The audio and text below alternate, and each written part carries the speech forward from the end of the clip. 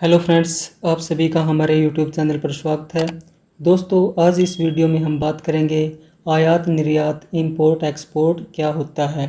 तो आइए दोस्तों, बिना कोई टाइम वेस्ट किए वीडियो को शुरू करते हैं। सबसे पहले बात करते हैं आयात की कि आयात होता क्या है। किसी भी तरह की कोई वस्तु बाहर किसी देश यानी विदेश से खरीद कर अपने देश में लाने को क्या कहा जाता है? आयात कहा जाता है। आयात को इंग्लिश में इंपोर्ट कहा जाता है।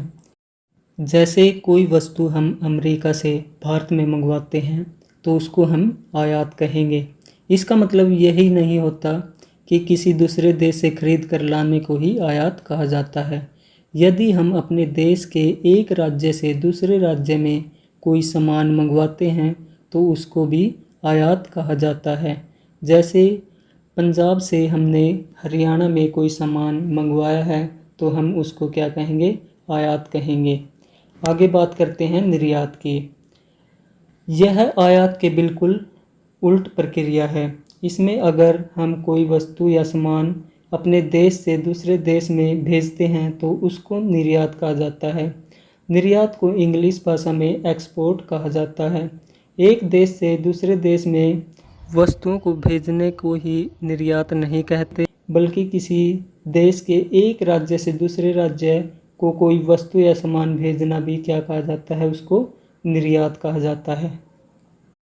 जैसे अमेरिका को हम भारत से कोई सामान भेजते हैं तो उसको भी क्या कहेंगे? निर्यात कहेंगे। और अगर हरियाणा से पंजाब में कोई सामान भेजा जाता है तो उसको भी निर्यात कहा जाता है।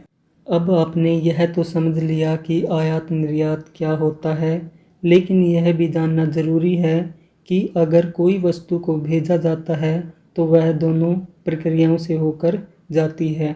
जैसे अगर भारत की तरफ से किसी वस्तु का आयात किया जाता है तो उसी वस्तु का दूसरे देश की तरफ से निर्यात किया जाता है।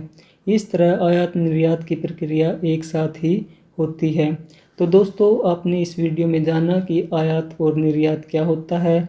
अगर ये वीडियो आपको अच्छी लगी हो, जानकारी समझ में आई हो, तो वीडियो को लाइक कीजिए और चैनल को सब्सक्राइब ज़रूर कीजिए। धन्यवाद दोस्तों।